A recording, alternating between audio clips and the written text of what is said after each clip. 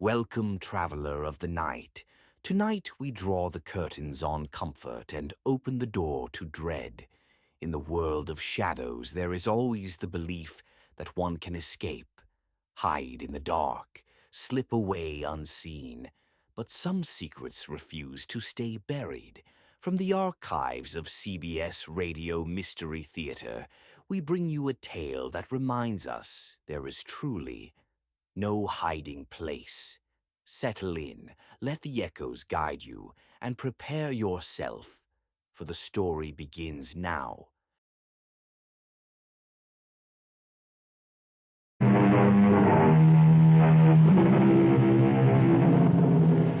in. Welcome. I am E.G. Marshall. Welcome to the world of terrifying imagination. Our story deals with fate. Some call it luck. Whatever it is, it works in the strangest ways to reward us or defeat us. Fate walked into Charles Powell's life in the person of Clint Livitz. Now, look, Clint, or whatever your name is, I don't like you, and I don't like your insinuations. Now, if you don't get out of my office and leave these premises immediately, I'll have you put out. You must be putting on an act, Mr. Charles Powell. Maybe this will jolt your memory. 3541063. What? Yeah. I thought that would do it, Charlie. I thought that might help you remember.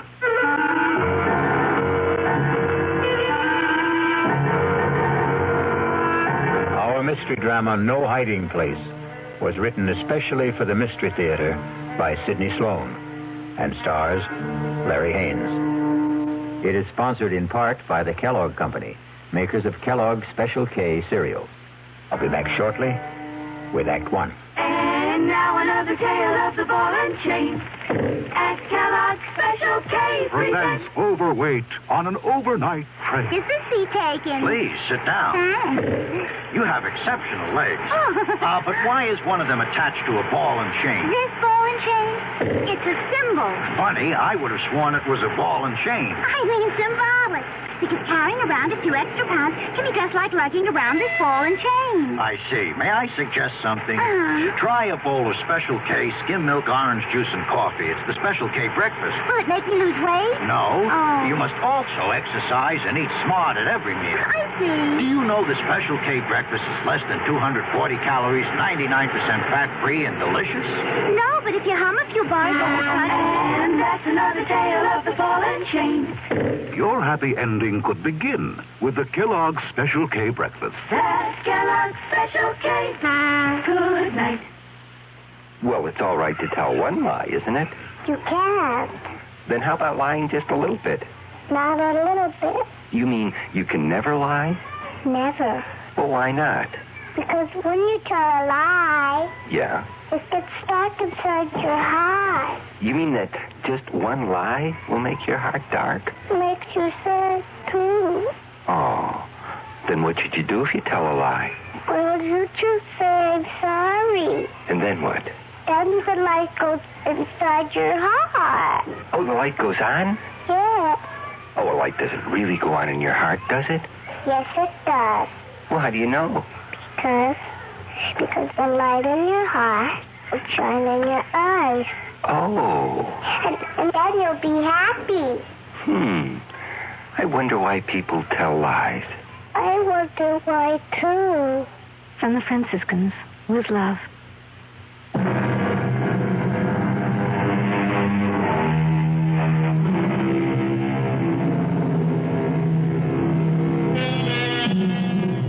Everything looked right to Charles Powell that crisp September morning when he walked into his executive office at the J.P. McCready Company.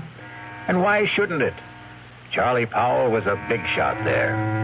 At 37, executive vice president of one of the largest manufacturers of heavy construction equipment in the country. And he had done it all in less than 12 years. It was a real-life Horatio Alger story, even to his being engaged to J.P. McCready's daughter, Allison. How could anything go wrong? But it did. The moment he walked into his private office. Yes, Elsie. There's someone to see you. Appointment? No, sir, but he says that you'll see him. Mr. Powell, maybe I'd better come in and explain. Yes, all right, come in. Sorry if I sound strange, but really, Mr. Powell, that man is kind of frightening. Frightening? Well, he just sits there and grins at me. I told him he didn't see people without an appointment. He said, oh, he'll see me. Just tell him it's an old friend, Clint. You know anybody by that name? Clint? No, it doesn't ring a bell. All right, send him in. I'll get rid of him. Okay. Don't say I didn't warn you. Mr. Powell will see you. Nice of you to see me, Mr. Powell. Well, I try to see everybody, Mr. Just Clint. I don't think you ever knew me by anything but Clint. You must remember, Mr. Powell. Well, I'm sorry, but I don't... Come on, give it a try. Give it a good try. Now, look here, I'm busy, and I have neither the time nor the patience. You must be putting on an act, Mr. Charles Powell. Maybe this will jolt your memory. 3541063. What? Yeah. I thought that would do it, Charlie. I thought that might help you remember.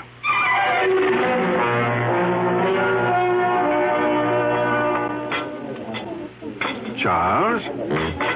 Oh, I'm sorry, Mr. McCready. I guess I was daydreaming. Something bothering you, young man? Oh, no. I hope not. Here I take you to the best French restaurant in town. You pick at your food, gaze into space, send your dinner away hardly touched. Oh, did I send all that good food back without eating it? You did? I particularly wanted to see you alone, Charles, because I have a little news for you. News? What kind of news, Mr. McCready? And that's another thing. You're so damned formal with me, Mr. McCready. Do you realize that in exactly 5 weeks you're going to be one of the family? Yes, of course I realize. How could I overlook it when Allison keeps reminding me regularly? Very well, then. Do you think it proper to call your father-in-law to be Mr. McCready? If you don't start calling me John... Okay. John, it'll be. I'm going to leak a little information to you. Yes? As you know, I've been thinking of stepping down from the presidency of the company. Yes, well, it has been rumored, but I wish you'd reconsider. Now, sincerely, the place wouldn't be the same without you. Oh, I'll still be there, Charlie. I'm not giving up my stock. The name of the company will still be J.P. McCready Company. The only difference will be that you will be sitting at my desk. Sitting at your desk? Well, I thought Hedges was slated to take over when you stepped down. No. Well, Tom was seriously considered, but he's a bit too old for the job. No, the company needs young blood. Well, I'm really bowled over. I've watched you grow. Come up on merit, ability. You're going to go far, my boy. Of course, the board will have to vote on your appointment, but... that, as the saying goes, is in the bag. Well, there's something you've omitted, John. You haven't asked me if I wanted the job. Is it necessary to ask? I remember another lunch with you several years ago. We got talking about ambitions, and you said that you would never be satisfied with second best. It had to be the top job, or you'd move on. Yes. But that was before this morning. What? Nothing. Just mumbling. I'd like to know how you feel about it, Charles. Well, even to be considered for the position is an honor, Mr. John. And your answer? Let me think it over. I must think it over.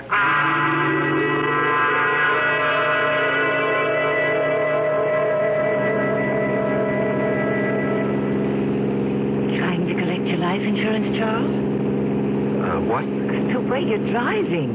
Are you out to get me, yourself, or both of us? Oh, I'm sorry, dear. I guess I didn't realize how fast I was going. This car has more power than it needs. More than I need. I'm sorry. At least it gave us a topic for conversation. What did? You're driving. Darling, I'm the girl you asked to marry you. Something is troubling you, something big. Allison, did your father tell you what he's planning? Dad never tells me anything. I have an idea he thinks of me as a bird brain. He wants me to take over the presidency of the company. That's marvelous. Couldn't have made a better choice. Well, you're prejudiced. But it's a nice kind of prejudice. I don't think I'll accept. What? But, darling, it's right for you. You've worked toward that goal. You're the right man for the job. Am I? What is this? Lack of confidence, buck fever? You're being ridiculous, darling. No, I'm being practical and sensible. My being president of the McCready Company would bring nothing but trouble. What are you saying? I'm even considering resigning my present job. Why? Allison. Tell me. Whatever it is, I'll never stop loving you. I'll tell you. When I get up enough courage. Please, darling, be patient with me. Just be patient. I love you, too.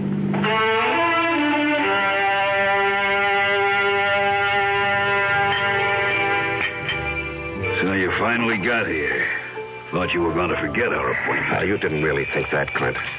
Oh, I knew you'd come. You wouldn't dare not to come. Sit. You got it with you? Yes, I've got it. Small bills. 5s, 10s, as specified. Let's have it. Here. And a pretty manila envelope, too. Nice and neat. Thanks. Now, look, I don't know how much longer I can do this. You'll do it as long as I say. And if I run out of money? You'll just have to scrounge around and find more. Well, I'm thinking of quitting my job. You wouldn't want to do that, Charlie. Well, suppose it gets too much for me and I say, go ahead, spill what you know. No, you wouldn't do that. You're going to marry a very rich girl. A couple of extra yards ain't going to change your manner of living. Even a couple extra grand. How long are you going to suck my blood? I don't like the way you put that, Charlie. I'd rather you'd think of it like it was sort of sharing the wealth. You got the bread. I got nothing. This way, we both got something. I got a nice living, and you got your freedom.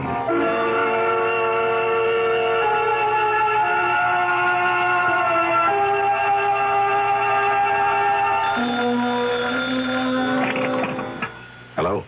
Charles? Oh, yes, Mr. Yes, John. Sorry to bother you at this hour. You weren't asleep, were you? At 10:15, no. The reason I'm calling... Yes. Is something bothering you, my boy? Well, I've had some things on my mind lately. I'm sorry it was so noticeable. Well, it occurred to me that a young man gets a bit absent-minded as the day of his wedding approaches. Perhaps a bit frightened. No, it isn't that, J.P. Oh, excuse me, John. Someone's at my door. Hold on. Just a moment. Forgive me for coming here. I've got your father on the phone. Come in, darling. Hello, John. It was just the porter with a package. What were you saying? Oh, nothing really. I'm just concerned. Whatever's troubling you can be taken care of. I'm backing you all the way. Well, I appreciate your feelings, J.P., but there really is no cause for concern. I'll snap out of this in a day or so. Good. It's reassuring to hear you say that. Now, forgive me for disturbing you. No, I wasn't disturbed. Thanks for calling. Good night. Good night, J.P. Even Dad notices that something is wrong. Yeah. I haven't seen you in 3 days. You trying to tell me something? All I want to tell you is that I love you very much. From a distance. Hmm? I called you at your office twice this afternoon. Allison, I can't keep this from you. I thought I could, but every day, every hour, it grows bigger. Until now, it feels as though it's going to engulf me. And you, our life, everything that has meaning for me. Darling. No, hear me out. And then if you want to go out that door quietly, I won't say anything more, and you can forget that you've ever known me. Loved you? Are you trying to say you don't want to marry me? That you stop loving me? Darling, it's because I love you that I'm going to tell you. I considered keeping the whole matter from you, riding out the trouble and probably overcoming it. Darling, how little you know me. No matter what the trouble is, I want to be with you. If you want me. Allison, I'm a fraud. What? I'm not Charles Powell. It's a name I assumed to hide my real identity. Want me to go on? Yes, darling. Go on. At the age of 22, I was charged and convicted of murder and sent to San Quentin for life. I was innocent. Evidence, circumstantial evidence. Court-appointed attorney who didn't know what to do or didn't care. A weak effort to appeal, which was refused, and there I was, at 22, in prison for life. Chance of a parole only after serving 20 years. I'd be old, all my young life confined in prison. So, when I had a chance to get out... You escaped. And ran for 2 years. Do you know what it means to be hunted? You can't get a job, you have no place to live, you can't ever sleep for fear someone will see you and turn you in. Oh, darling. I was ready to give myself up when I suddenly discovered that it wasn't necessary to run any longer. I picked up a 2-week-old newspaper and read a report of my death. What? Yes, a man had been burned to death in a flophouse fire. The only thing he had on him was something that I had kept, my only possession. A locket belonging to my mother. It had a picture of her taken when she married my father. And it had been stolen from me as I lay asleep in a freight car. I guess the thief thought it was gold. It was just cheap gold plate. And the man was identified as you? My mother and father's names were inscribed on the back. The man was so badly burned that the locket was the only thing that could possibly identify him. And after 2 years of hunting, the authorities were glad to close the file on Robert Hagen. Robert Hagen? Sounds so strange. The name doesn't fit you. Oh, it sounds strange to me, too, now. Darling, I'm innocent. I never did it. It was all a mistake. I don't doubt that for an instant, dearest. I only wish you'd never told me. I had to tell you. You see, someone knows who I am. He's blackmailing me.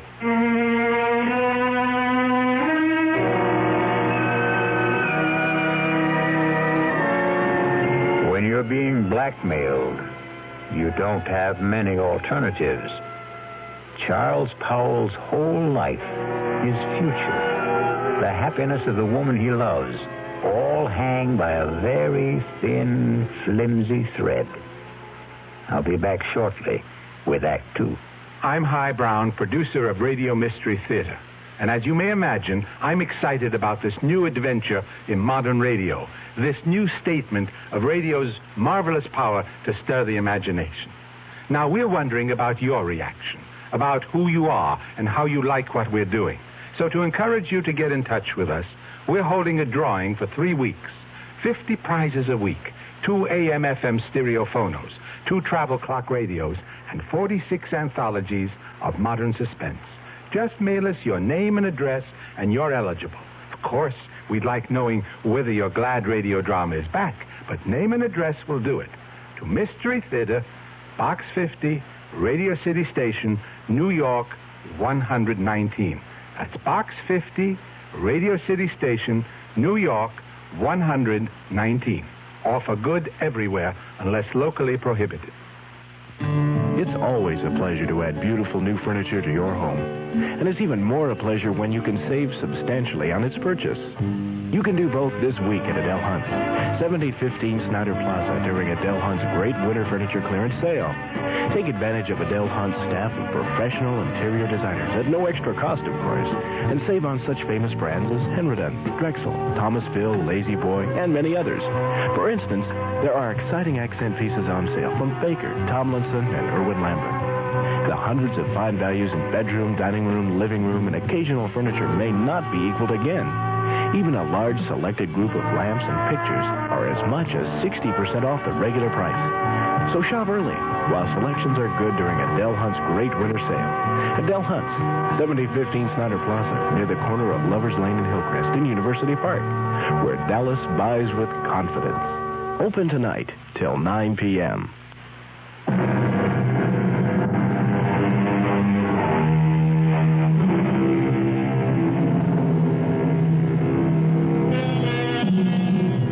When Charles Powell chose to give in to his blackmailer, he didn't envision the trouble that was building up for him.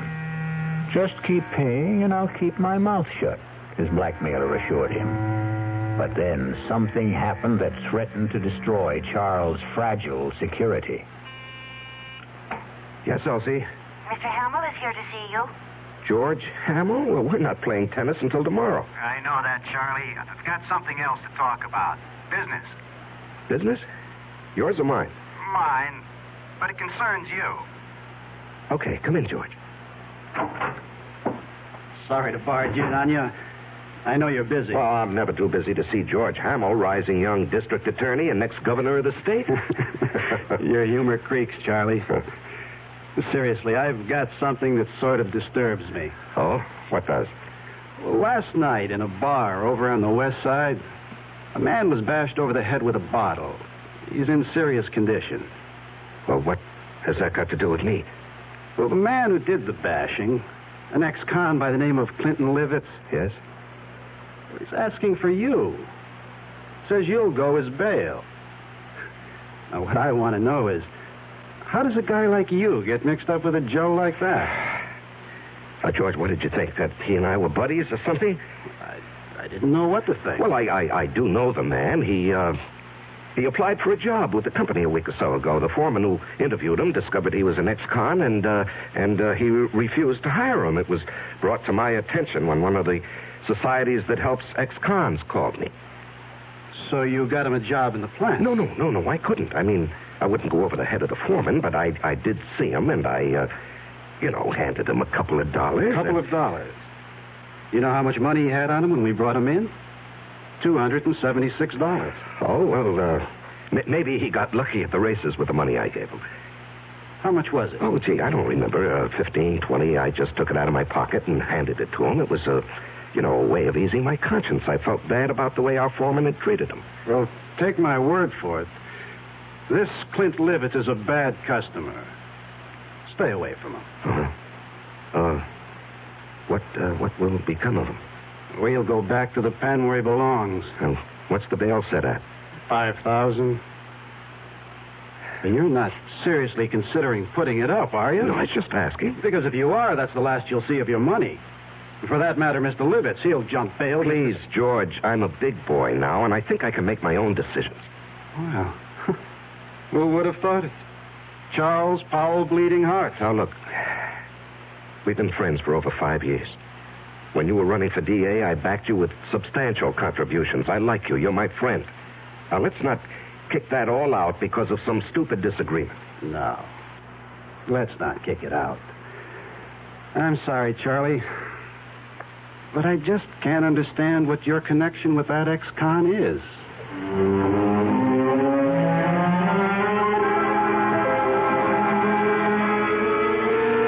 Now, Mr. Powell, I hope you'll understand. I accept Clinton Livitz's case with strong reservations. Yes, I understand, Mr. As Hargrave. an attorney, well, how shall I put it? You don't like your client. Exactly. However, I shall do my best to get him off, or at least get him a light sentence. I'm extremely pessimistic about Mr. Livitz even showing up for trial. Yes. George Hamill also said he expected that Livitz would jump his bail. And you would forfeit $5,000. Yes, I know. That doesn't disturb you? No, I don't believe he'll run. I see. Do you want to speak with him? He's been released. He's waiting in the other office. Not particularly. He says he wants to see you. Oh. Well, in that case, yes, I'll see him. Send Mr. Livitz in. I'll leave you alone. If you need me, I'll be in the other office. Now, come in, Mr. Livitz. Mr. Powell will speak to you. Thanks. I'll be back when you call. Just flip the switch on the intercom. Yes, I will. You sure know how to complicate things, Clint. Story of my life. Do you realize you could go up for 1 to 5 years for what you've done? No, it couldn't happen. What do you mean it couldn't happen? Because you wouldn't let it happen, Charlie. Look, even with the best lawyer defending you, he can't guarantee he'll win the case. You won't let me go to prison, Charlie. I'm doing my best for you, but... No buts. I'm not going back to the pen. Okay, you're not going back. Now, just suppose, during the trial, if things look bad, we get you out of town and let you run for it, forfeit your bail. Oh, you'd like that, wouldn't you? I'd be out of your hair, and all it would cost you would be the 5 G's for the bail. No. I'd give you a substantial sum. Oh, Mr. Powell. No sale. I'm too old to run. Well, suppose I got you out of the country. With a good hunk of bread stashed away for me? Swiss bank account. I don't know. Why don't we play it by ear?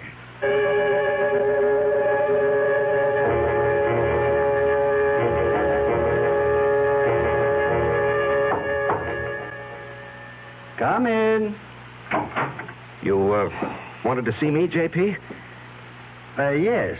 Can you spare a minute? Yeah, sure. I've heard it on the grapevine that you were... how shall I put it? That you were aiding some ex-convict in trouble with the police. That true?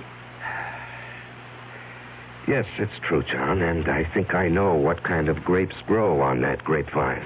All right. Now, George Hammer. Oh, that damn busybody. Why can't he stick to his job and... Now, George is a friend. He tells me that the man you're protecting is a rather reprehensible character. Will you let me explain? It's just a matter of policy, my helping this man. Policy? Well, yes, you did ask me a few days ago to consider taking over the job of running this company. You're going to accept? Well, I was going to tell you today. Wonderful. Wonderful news. Allison will be delighted. I know she's been worried about your seeming reluctance. Oh, no, not reluctant any longer. In fact, I've got all sorts of ideas about what I want to do. This business of giving a hand to ex-convicts is just one of them. Do you realize what this would mean in publicity for the company? To take an interest in the rehabilitation of men who would otherwise be lost, a burden to the taxpayer? I'm going to hire a PR man. We're going to be the big corporation with a heart, J.P.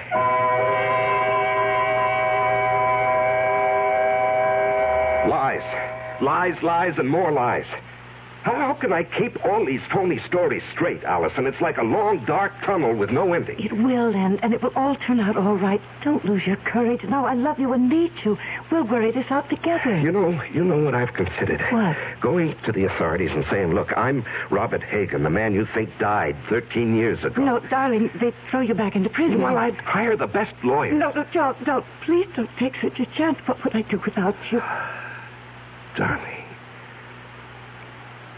Darling, I don't know how much longer I can stand this pressure. I've got to do something to free myself. Why not give him a lot of money and ask him to go away? Promise to stay away forever. In Hargrave's office, I suggested that he jump bail and get out of the country. What did he say? Well, when I mentioned a big sum, I didn't exactly say how much. A Swiss bank account. He was interested. Did he say he would accept? Well, we were interrupted, and he didn't say definitely. Offer him anything. Just get him to go. Well, how would I get a large sum of money together? I have some small investments, a fair bank account, but what he might want would be beyond me. You forget you're marrying a very rich girl. Oh, no, I wouldn't think of that. Don't give me that male ego business. I've got money. Dad was nice enough to give me a big hunk when I was 21. Now, look, Allison. With all my earthly goods, I thee endow. We're not married yet. You're not going to back out now, not after I've endowed you with all my earthly... Or is it worldly goods? You are the nuttiest woman I've ever known. See, I've got you laughing. Darling, all our troubles are going to evaporate, vanish. No. It won't work, Allison. It'll never work. But you said... No. Clint Livitz will never stick to any bargain. He'll want more, and he'll want more. He'll never be satisfied. If we got him out of the country. What's to keep him from coming back when he's broke or even threatening us from abroad? I gave him $1,000 in cash only a few days ago. When he was picked up in the bar, he had only about $270-some left. In a matter of 2 days, he'd squandered over $700. But if he were made to understand that the sum agreed on was all he was going to get... Can't I make you understand? We're not dealing with a rational, honest man. He'll agree to anything. And then when his money runs out or he decides he wants more, he'll be right back. What can you do? There are only 2 things one can do about a blackmailer. Keep on paying and paying forever. And the other? And the other? Kill him.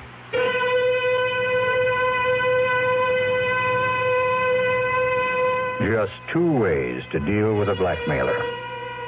Charles now must face his conscience. The thought that has been in the hidden recesses of his mind has been spoken aloud. We will be back shortly with Act 3.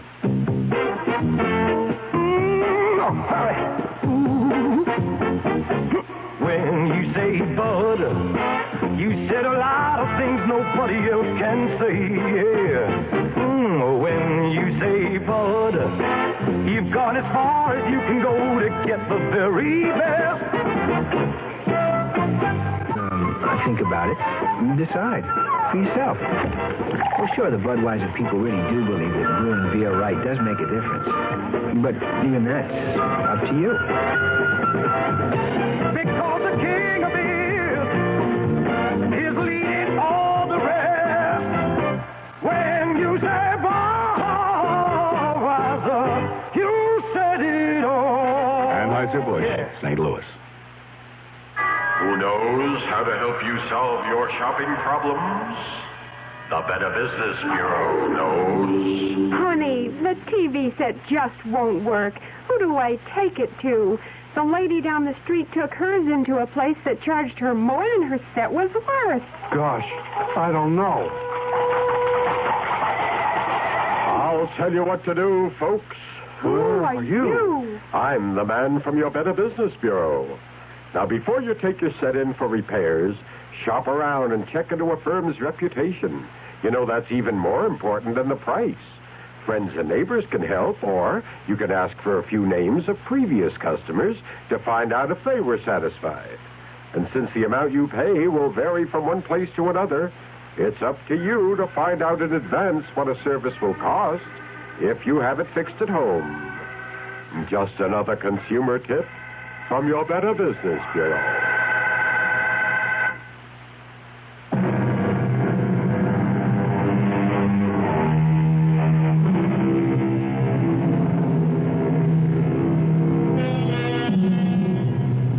Charles Powell's life has reached a climax. He must make a decision to rid himself forever of his blackmailer. And perhaps that very decision will destroy his life and the life of the woman he loves. The alternative is to keep paying and paying, never feeling safe.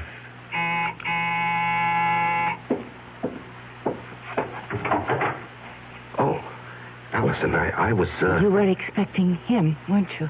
Yes. I gathered as much when I called you at the office this afternoon. Aren't you going to ask me in?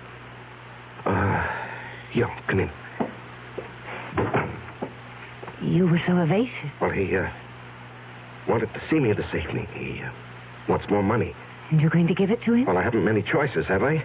You mentioned one. No, Allison, I'm sorry I let that slip out. I didn't mean it.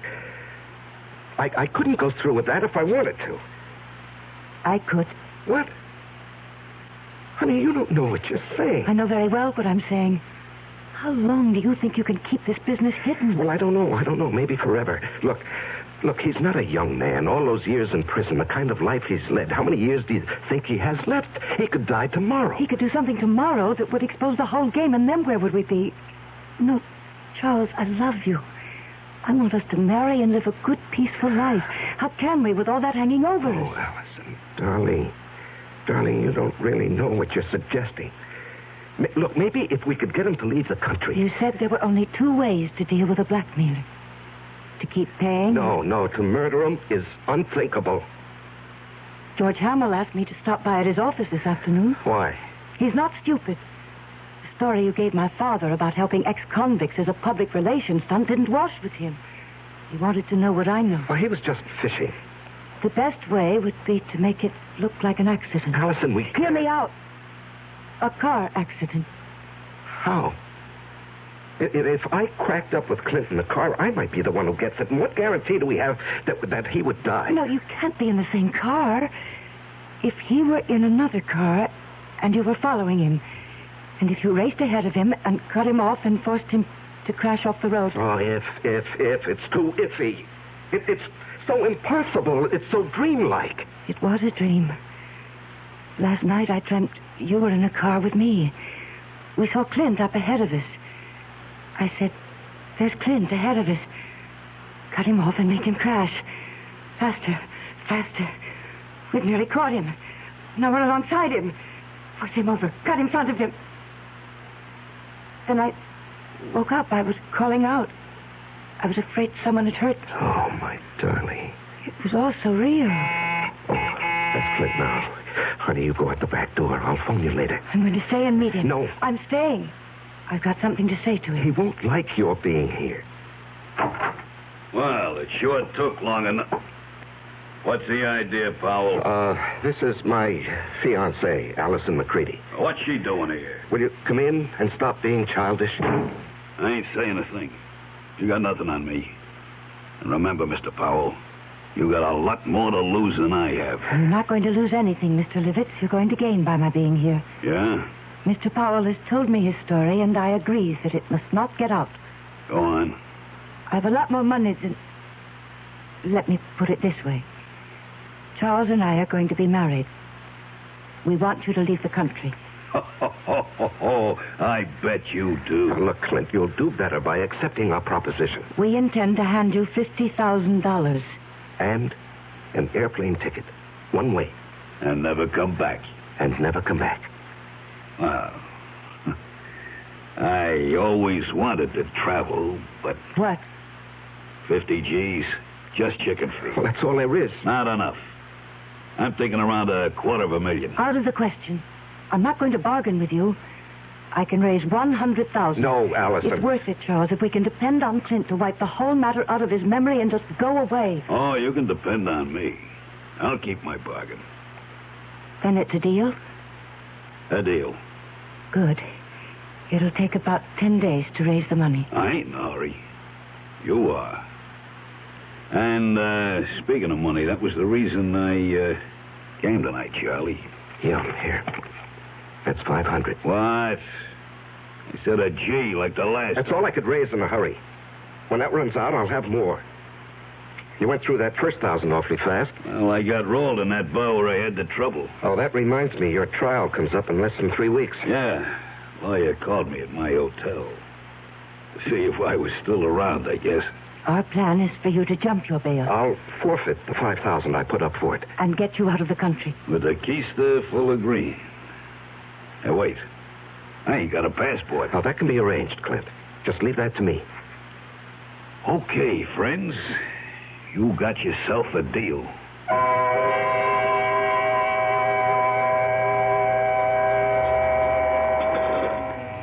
Say, Charlie.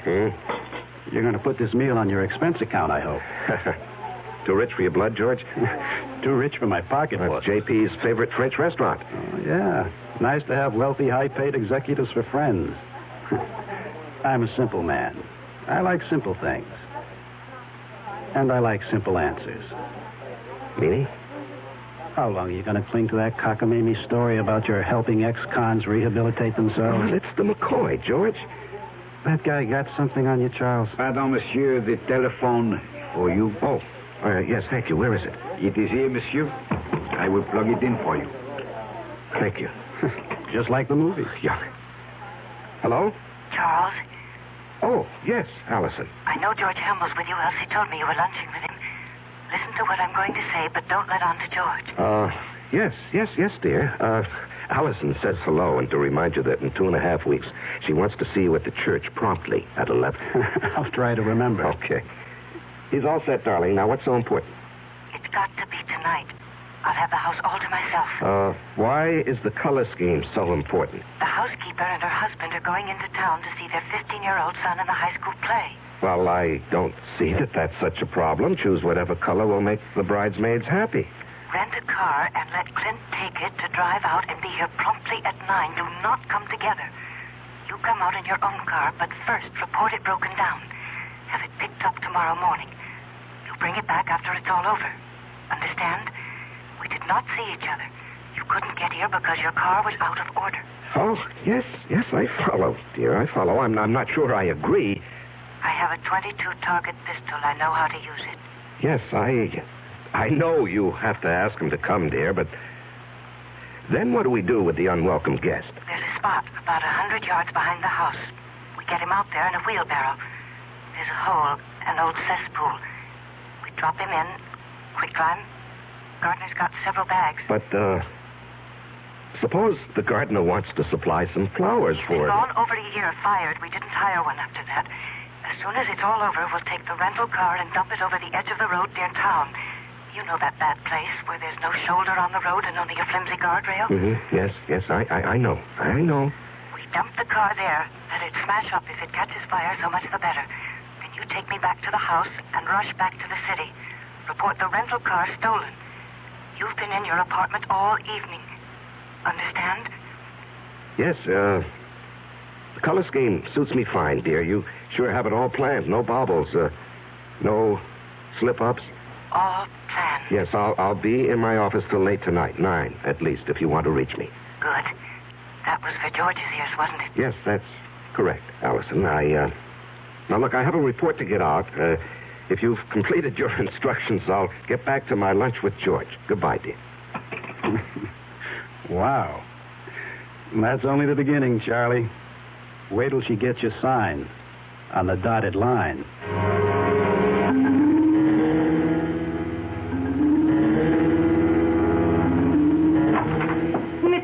Mr. Powell, something terrible's happened. What is it, Elsie? There's been a terrible accident on the late shift. Man's caught in a machine. The big press, they said. Oh, good Lord. Has the hospital been called? I don't know. Well, call them on your phone. I've got to use this one. Yes, sir. I'll call. And then call down to the plant and tell them I'm coming down. If it's what I think it is, the machine will have to be partially dismantled. Yes, sir. Hello? Allison, listen, there's a change of plans. Charles, where are you? I'm still at the office. Something's... It's 8:30. He'll be here at 9. Yes, I know. He has the rental car. I got it for him. When will you be here? Well, there's been a bad accident on the night shift. A man's caught in the big metal press. I've got to help get him out. But us? What about us? Well, when he comes, stall him. Just tell him what happened, why I'm delayed. I haven't got the money, Charles. Tell him I'm bringing the money, the airplane ticket, and the passport. Just stall him. I'll do my best, but hurry. He scares me.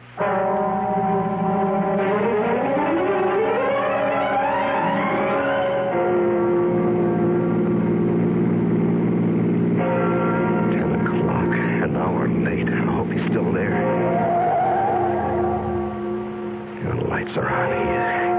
I'm not too late. He's still here. He's still here. Allison, open up. Clint, don't leave. Clint, wait. Will you wait? I'm here. Clint. I gotta stop him. I gotta catch him.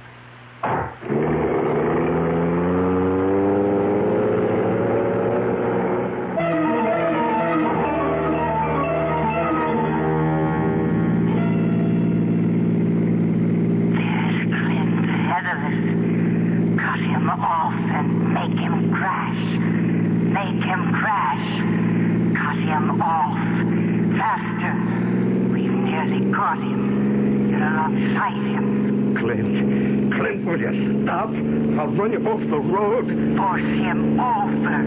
Force him over. You've got him off. You've done it. Crashed and burning. Let him burn.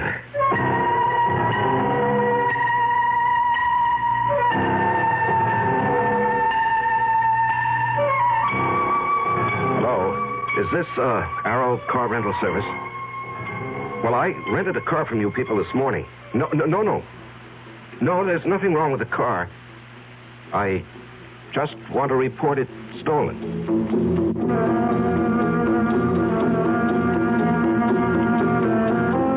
The City Foreign Car Service? Look, I asked for my car to be picked up in my driveway. It's still here, and I called, or rather, my secretary called at 10 this morning. My name is Charles Powell.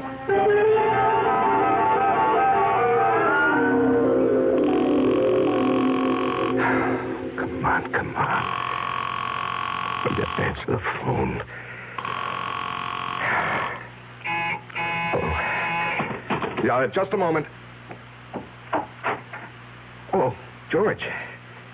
George, it's kind of late for a visit. Come in. Thanks. I was just trying to phone Allison. Well, what a night this has been. There was an accident at the plant.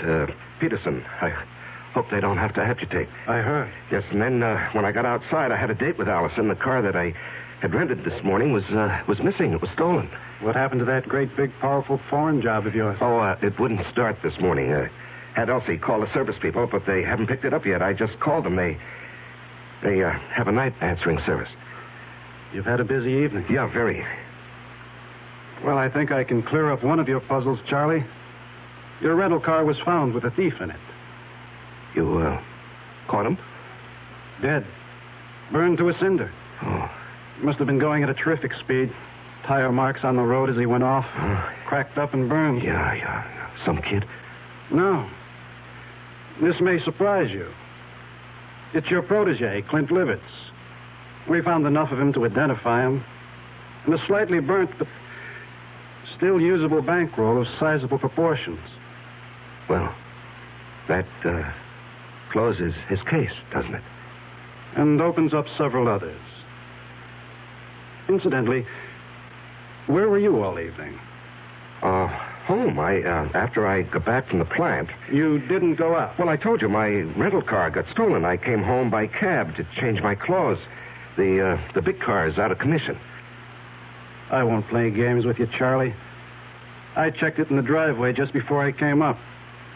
The engine is still quite warm. You want to explain that? No, I don't want to explain. Charlie, I'm arresting you for murder. I must warn you that what... George, what are you talking about? Are you accusing me of Clint Livitz's death? No, that was obviously an accident. I'm holding you for the murder of Allison McCready, the girl you were going to marry.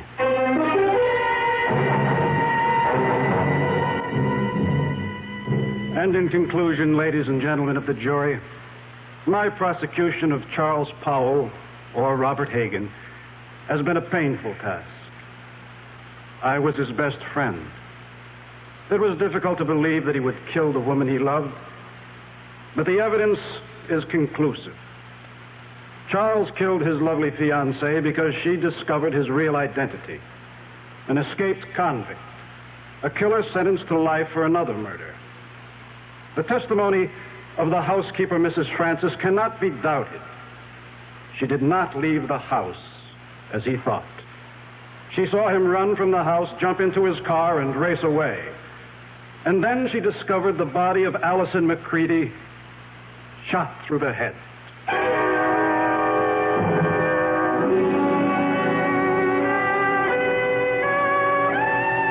Your Honor, may I make a statement before you pronounce sentence? I did not kill Allison. I loved her. To say anything more in my defense is useless and unnecessary. Allison is dead. All I ask is that I be given the chance to follow her. Swiftly and efficiently.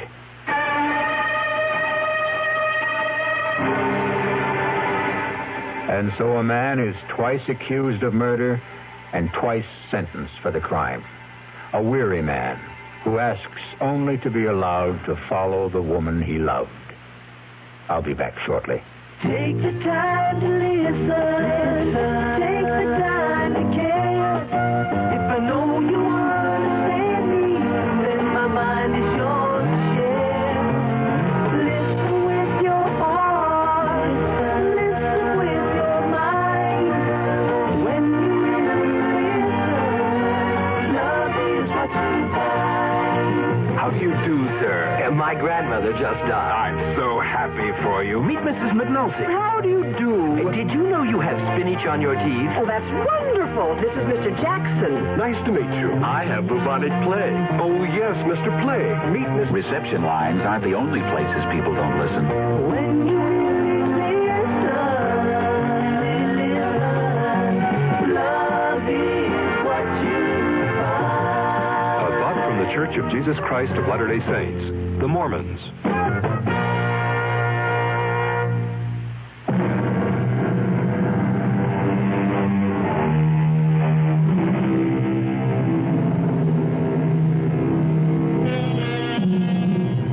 And there we have it. Charles Powell's joust with fate. What difference did it make that he knew that Clint had murdered Allison? They didn't believe him, and he was too weary to try to make them believe.